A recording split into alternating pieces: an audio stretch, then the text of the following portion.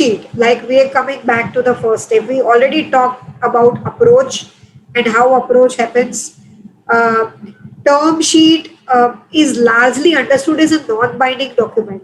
So both of them will kind of just agree to certain terms, that this is the amount of investment, this is the number or the type of shares that will be allotted to the investor or transferred in favor of the investor, whatever it is.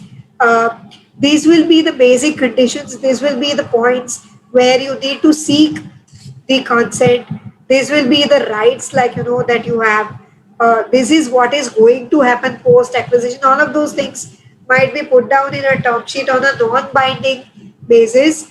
And what happens is that people usually take this as that it's going to be non-binding. So how does it matter? Like I can, they will say that okay, agree to these terms right now, and we can change it later because it's going to be, because it is non-binding, we can negotiate and change it later. But it should not ideally be left casually, because once someone has kind of discussed the terms and then put them down onto a document and signed it, okay, even though you also sign it stating that this term sheet is expected to be non-binding, even though you actually write it, making someone go back on that and then change it, okay, this is kind of like it becomes very difficult to convince and renegotiate everything and change the terms. So therefore, even if you should make a term sheet such that it's nearly what you want in terms of the final transaction documents, and you're not looking to make any significant changes to that.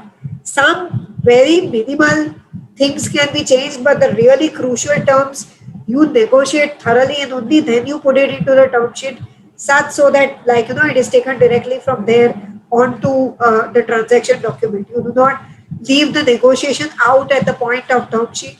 You thoroughly negotiate first, then you bottom line the term sheet, so that large part of it can get into the transaction documents. So you don't leave space for a lot of negotiation between the term sheet and the final transaction document. Okay. Certain clauses such as exclusivity and confidentiality can indeed have a binding effect. This is very much necessary because, having the deals publicized can create issues, or can make problems. Although in some cases both the parties might even want to publicize, because they want their suppliers, their consumers, everyone who is the stakeholder with that particular business to know that okay, we are affiliated to this, or that we have purchased this onto our fold also, so that now we have a wider capacity. They may even want to publicize it in case of unlisted companies. Okay, so they may decide to, in case of listed companies anyway, it is going to come out because there are disclosure requirements like that. But in case of unlisted companies, they may even want to publicize that, saying that so that the people who are surrounding or doing business with those unlisted entities come to know about that deal, and might even give better points, or might even give brownie points on the basis of that specific deal which is going to take effect. Okay, but if they want to keep it confidential and exclusive, then they will have that also as a binding term, that the fact that we are going to enter into a transaction also we will keep confidential. Okay, so that we don't have implications that we don't want at the moment. Okay, and it will be in unlisted companies, typically it will be very, very confidential even at the top level. Okay, so not even all employees of these companies will know that.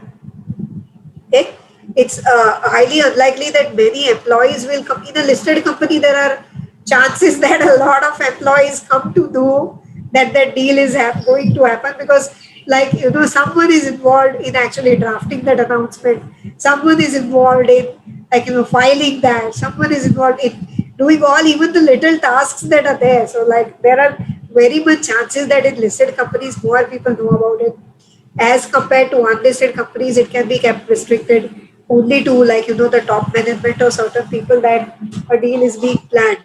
Okay, so exclusivity and confidentiality will have binding effects between the two parties, and they may not let out the things very early.